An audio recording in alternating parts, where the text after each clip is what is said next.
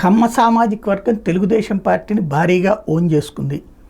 95 నుంచి 99% కమ్మ సామాజిక వర్గం అంతా తెలుగుదేశానికి ఓట్లేశారు.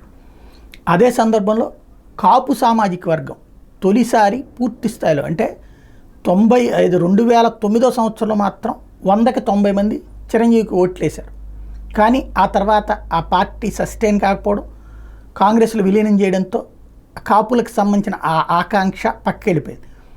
సరే, ఆ తర్వాత వచ్చిన పవన్ కళ్యాణ్ మొదట నమ్మల. 2004లో పోటీ చేయకపోవడం, 2014లో పోటీ చేయకపోవడం, 2019లో పోటీ చేస్తూ తను వ్యవహరించిన తీరు నచ్చక ఆయన నమ్మలేదు.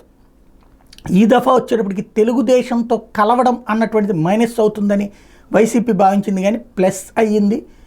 గోదావరి జిల్లాలు, కృష్ణా, గుంటూరు జిల్లాల్లో ఒక కీలకమైనటువంటి వ్యక్తులు ఏదైతే వైసీపీకి సింపథైజర్సే సర్వే చేస్తే 90% మంది కాపులు, 1 కాదు 2 కాదు 90% మంది కాపులు ఈ దఫా ఓన్ చేసుకున్నారు.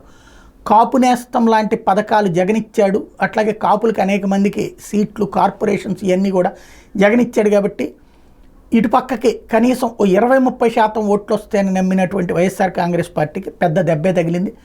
90% మంది ఓన్ చేసుకున్నారు కాపులు పవన్ కళ్యాణ్ని అన్నటువంటి విషయం వాళ్ళకే తెలిసింది.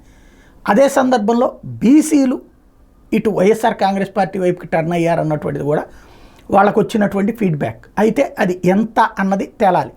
తద్వారా ఇక్కడ కాపు కమ్మ కాంబినేషన్ కలిసినప్పుడల్లా విజయం సాధ్యమైంది. అది 99లోనైనా 2014లోనైనా. ఇప్పుడు వాళ్ళిద్దరి కాంబినేషన్ కలవడం అన్నటువంటిది విజయం ఖాయంగానే కనబడుతుంది. బట్ ఏం జరుగుతుంది అన్నటువంటిది చూడాలి. మరొక వైపున రెడ్డి సామాజిక వర్గం జగన్ని పూర్తిగా ఓన్ చేసుకోలేదు. ఎందుకైతే రెడ్డి సామాజిక వర్గం ఎస్సీ, ఎస్టీ, బీసీ అంటూ అన్ని పదవులు వాళ్ళకే ఇస్తూ వస్తున్నప్పుడు దాంతోపాటుగా ఈ తినటం కమ్మ సామాజిక వర్గం తినగలిగింది గతంలో. కాపు సామాజిక వర్గం కొంతమందికి తెలుగుదేశం టైంలో ఉపయోగపడింది, నారాయణ లాంటి వాళ్ళకి.